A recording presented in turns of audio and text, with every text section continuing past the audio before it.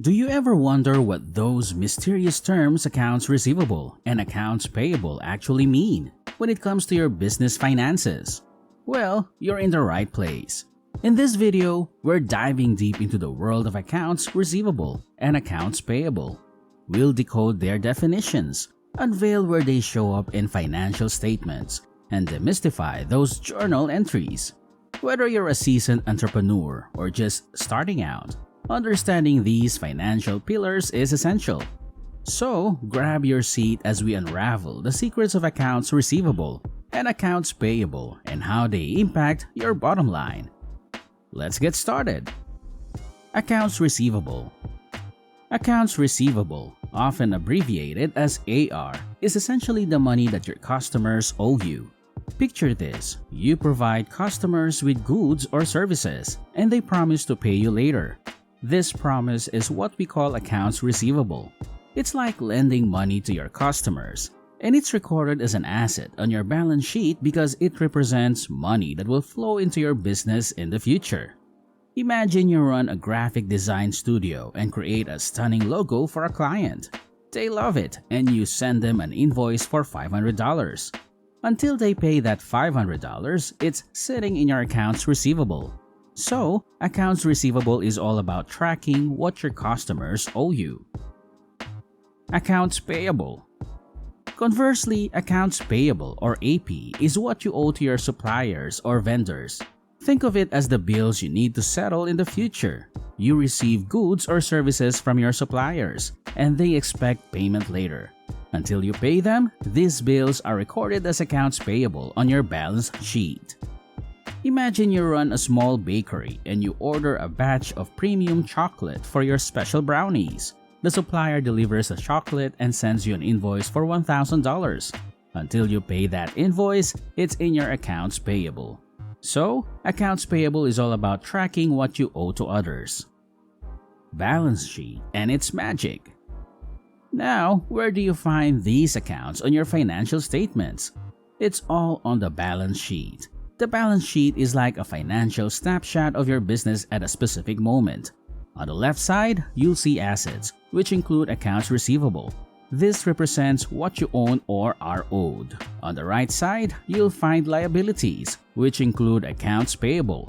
These are your obligations or what you owe to others. Just remember, the balance sheet must balance, meaning the total assets should equal the total liabilities. It's like an accounting magic trick, ensuring that your books are in order. The art of journal entries. Now, let's unravel the mystery of journal entries. When you're dealing with accounts payable, it's all about recording the money you owe. Let's say you've received an invoice from your supplier for $2,000 for flour and sugar.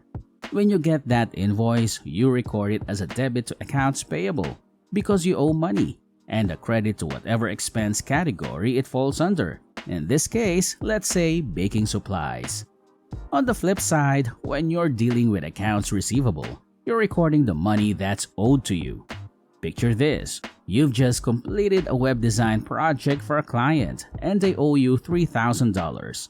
To record this, you debit accounts receivable because money is owed to you, and credit the revenue account because you've earned that income.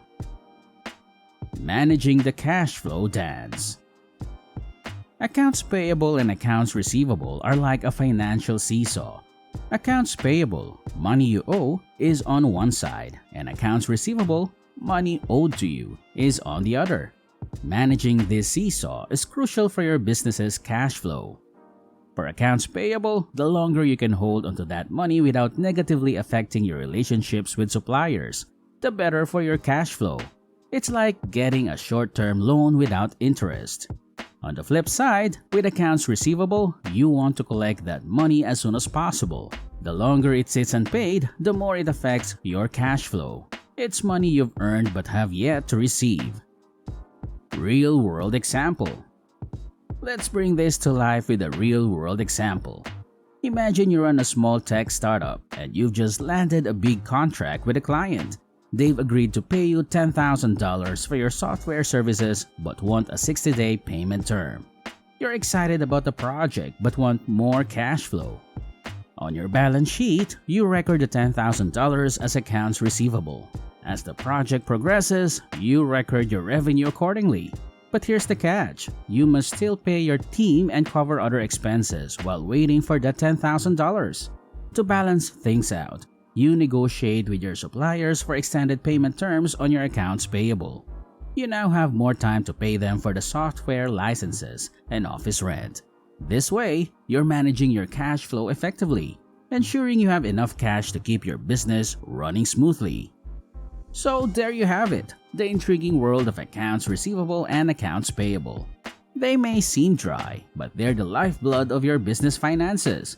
Accounts receivable represents the money you're owed, while accounts payable are your financial obligations. Understanding and managing these concepts effectively is essential for a healthy and thriving business. But before we wrap up, let me ask you this. How do you manage your accounts receivable and accounts payable in your business? Do you have any tips or tricks you'd like to share with our community? Drop your thoughts in the comments below. If you enjoyed this video and found it helpful, please give it a thumbs up and consider subscribing to the Kountin Koins YouTube channel. Thank you for tuning in, and until next time, keep counting those coins wisely.